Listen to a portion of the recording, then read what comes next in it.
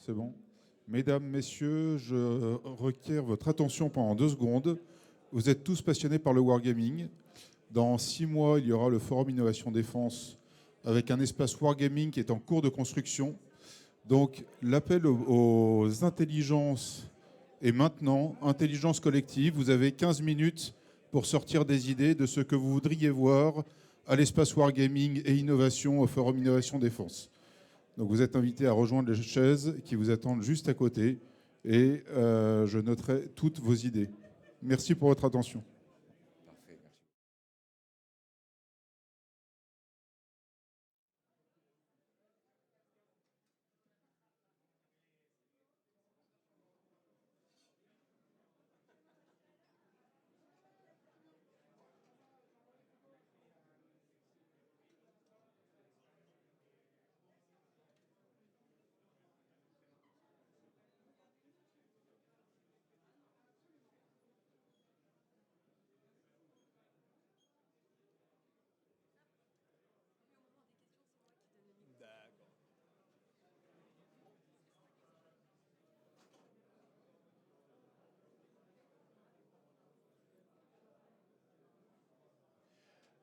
D'accord. Bien, bonjour à tous.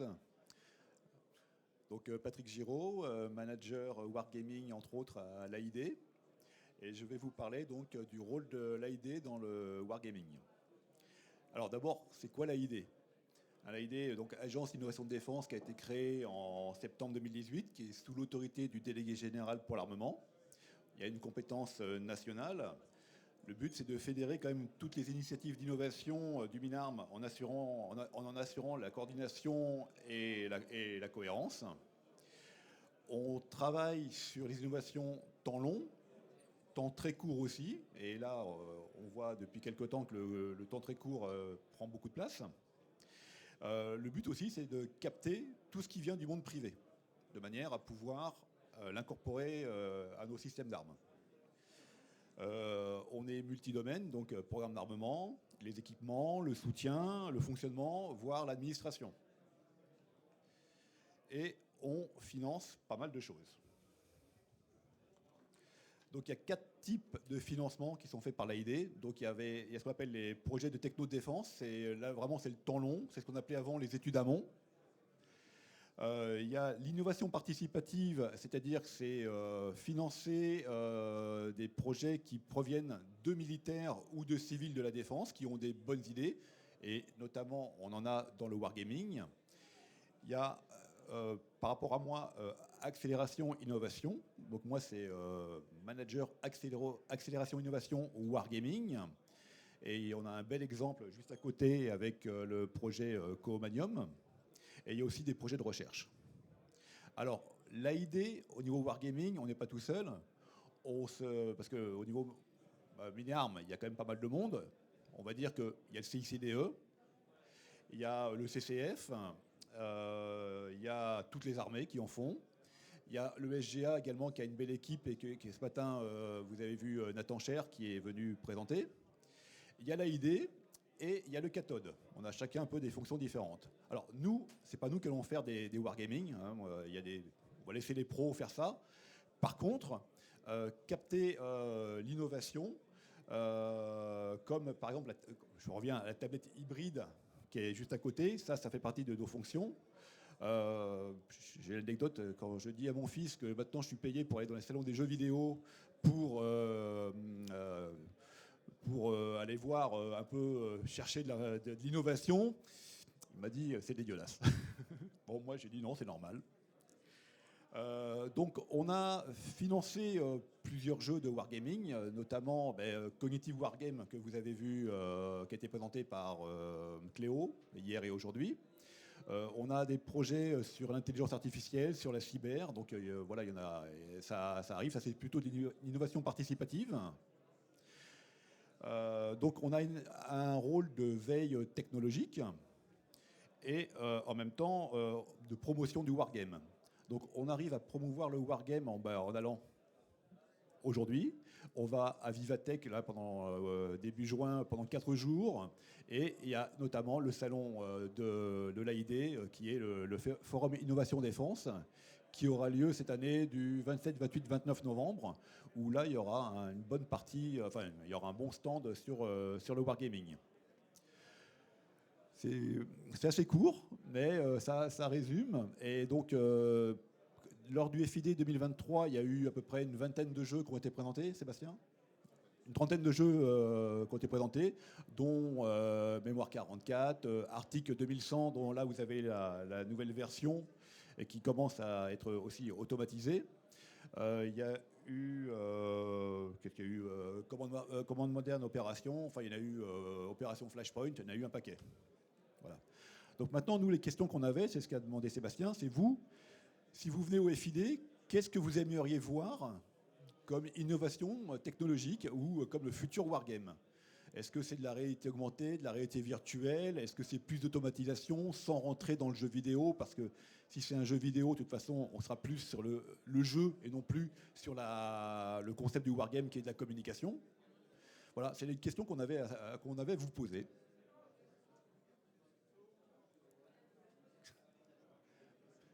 C'est court. Ah.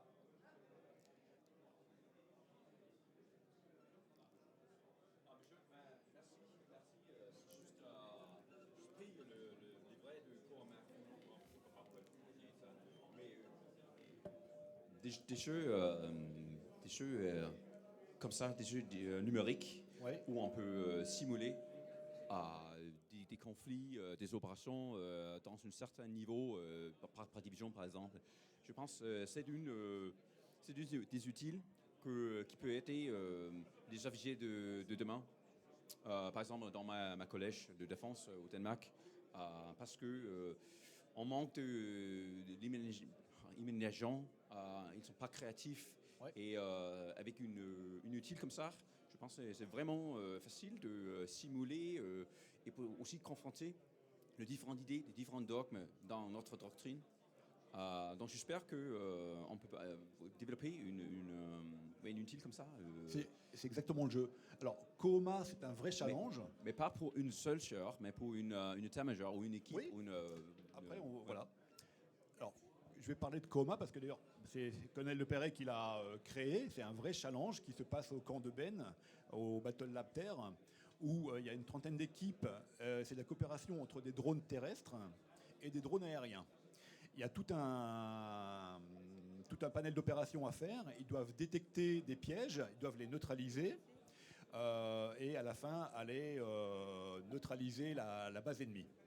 Évidemment, il faut moduler les opérations par rapport au terrain. Est-ce que c'est une route? Est-ce que c'est des arbres? Il peut y avoir de l'eau, il peut y avoir des bûches, enfin ce qui arrive dans la vraie vie. Et il faut gérer l'autonomie électrique, il faut gérer la portée, la rapidité et gérer les liaisons de données. Ça ne sert à rien d'envoyer un drone très très loin s'il ne peut pas communiquer. Donc là, il y a le prochain challenge qui est au mois de mai. Et chaque équipe, chaque groupement, la veille, va passer sur Comanium pour appréhender, pour analyser, définir leur stratégie plus précisément qu'ils vont faire le lendemain en réel. Voilà. Là, on a la marine là, qui est très intéressée par le concept. Donc, j'ai certainement l'amiral Alphand qui va venir nous voir. Et l'avantage, c'est qu'aussi, on peut connecter deux tablettes entre elles, enfin même plusieurs tablettes. Un camp rouge, un camp bleu. Alors, à l'origine, je ne vais pas faire trop leur pub, c'est une tablette de jeu. Mais nous, on y a mis un wargame dessus. Et après, il suffit il y a toutes les possibilités. Ça fonctionne avec des puces RFID. Et bon, il y a un petit côté ludique. Et par contre, on voit les actions. Et on n'a pas besoin aussi de tout calculer en disant alors, t'as fait ça, bon, j'avance de 4 et je recule de 5 et t'as pas le droit de faire ça. C'est automatique. Voilà. Donc c'est assez rapide, c'est ludique. Et en même temps, effectivement, il y a un côté stratégie militaire. Donc je vous invite à aller le voir, bien évidemment. Vous l'avez vu? Parfait.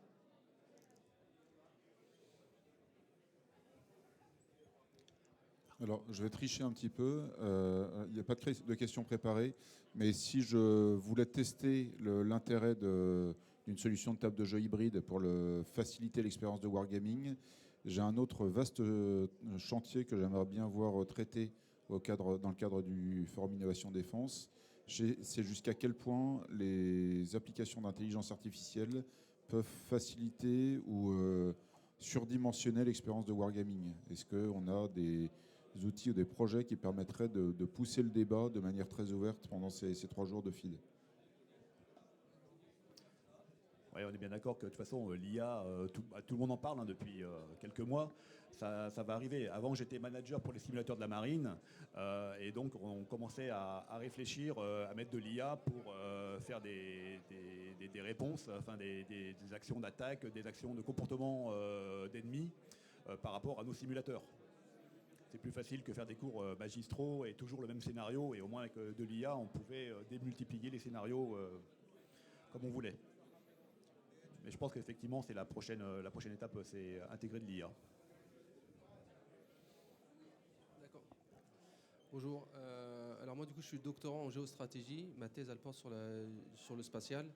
Je suis aussi wargame designer. Je suis aussi également producteur de médias, notamment des nouveaux médias comme la réalité augmentée. Je fais partie du syndicat syndicat français de la réalité augmentée, enfin réalité virtuelle et augmentée.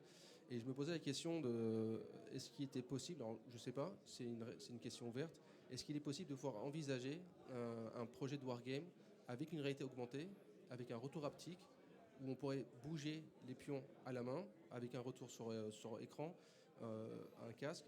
Mais au-delà de ça, c'est, vu qu'on parle du spatial, avoir ce problème de multidomaine, de temporalité. Lorsqu'on est dans les airs, sur la mer, sur Terre, ou dans l'espace, ou en sous-marin, Oui.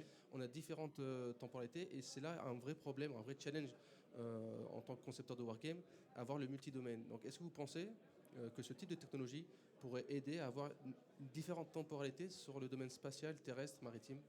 Est-ce que c'est envisageable? Est-ce qu'on peut voir ça bientôt dans un forum ou dans ce type de concept? J'aimerais bien, parce qu'effectivement, ça doit être assez extraordinaire.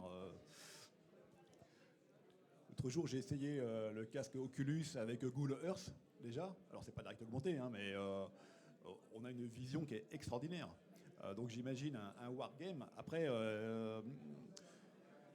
quand j'étais donc manager simulateur, on a par exemple un simulateur qui est sur les passerelles de navigation. Et on s'était dit, est-ce qu'on fait que en réalité augmentée ou est-ce qu'on fait vraiment quelque chose de physique? Et là, les marins m'ont dit, non, on fait du physique parce que le pacha, il doit voir ses troupes. Il doit être à portée de main, quasiment dans sa PCO, là, sur sa passerelle de navigation, il doit voir les troupes. Donc, on ne peut pas toujours mettre non plus de la vision. Voilà, L'idée,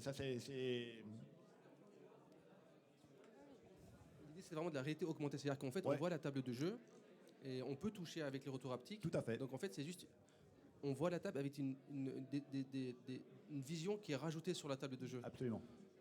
Ouais, bah, on commence sur les simulateurs, ils commencent à y travailler aussi. On a un simulateur, pour l'instant, il va être un appel d'offres, mais ça va être ça qui va être fait. C'est bon. Et pour l'instant, je ne sais pas du tout si les gens, nous, effectivement, je pense qu'à Vivatech, on va peut-être pouvoir voir des choses comme ça, et derrière, nous, ça sera notre rôle à nous de dire, oh, attends, ça peut marcher avec du wargaming, mais c'est pas moi qui vais inventer la technologie, quoi. Je vais aller la capter. Bonjour, une petite question d'un novice de wargaming. Vous avez évoqué, pour rebondir sur l'intelligence artificielle, est-ce que c'est envisagé ou souhaitable d'ailleurs, d'avoir des wargames qui se basent non pas sur des humains en joueurs, mais des IA pour faire un nombre de scénarios très conséquent et après ressortir des statistiques de probabilité de telle ou telle action? Et deuxième question, et puis après je lâche le micro, pour rebondir sur le jeu vidéo, est-ce que côté AID, il y a l'imagination d'un financement de projets de recherche, etc., par in fine la création de jeux vidéo comme on peut voir dans certains pays? Alors, ça, on est plutôt dans le rôle de la Red Team, et donc maintenant de Radar, où la DGA et donc l'AID, on a fait appel à des scénaristes de science-fiction, à des gens qui ont cette idée d'imaginer le futur, et donc qui ont beaucoup travaillé pendant 3 ans, qui ont fait pas mal de productions. Et maintenant, on est passé à Radar, donc c'est la suite. Après, le jeu vidéo dans le wargame, le problème, c'est que, pourtant je suis vraiment un passionné de jeux vidéo, hein, je joue beaucoup trop, mais j'en suis conscient maintenant, c'est que un jeu vidéo pour le wargame, c'est qu'on n'est que dans le jeu. On est dans le jeu, il faut que ça avance, il faut tuer l'ennemi. Alors qu'un wargame, c'est quand même de la communication. C'est faire communiquer les équipes entre elles et d'élaborer un peu toutes les stratégies. Et je reconnais que maintenant que je pratique un peu plus à cela, je comprends que le côté plateau est vraiment utile pour faire du wargame. Après, pour l'instant, non, l'AID n'a pas financé de jeux vidéo et Assassin's Creed, c'est dans une semaine.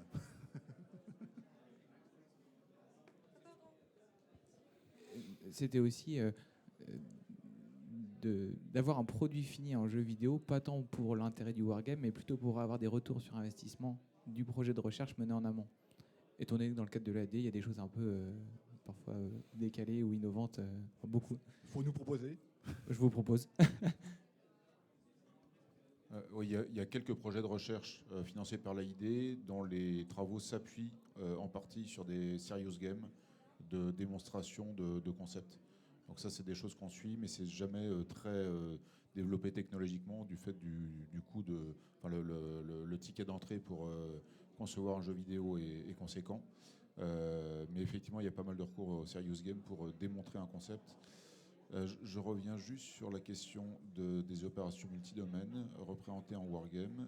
Alors, il faudra que j'en parle à une entreprise dont je tairai le nom, dont le laboratoire interne a développé un plateau sur 5 niveaux représentant les différentes couches du multimilieu multichamp. J'ai fait une expérience de wargame, une journée complète là-dessus. J'en suis sorti avec la tête décomposée, parce que c'est absolument ingérable, mais c'est remarquable pour faire toucher du doigt la combinaison, et donc je note l'idée pour des investissements futurs. Et pardon, juste dernier point sur l'IA. Avec l'itération, utiliser une IA sur un wargaming pour faire de l'itération de scénario, est-ce que c'est des choses qui sont déjà faites? Et en sortir des statistiques à la fin pour des actions? Pour l'instant, non, mais ça, dans à mon avis un avenir assez court, oui, ça va le faire. Mais pour l'instant, c'est pas fait.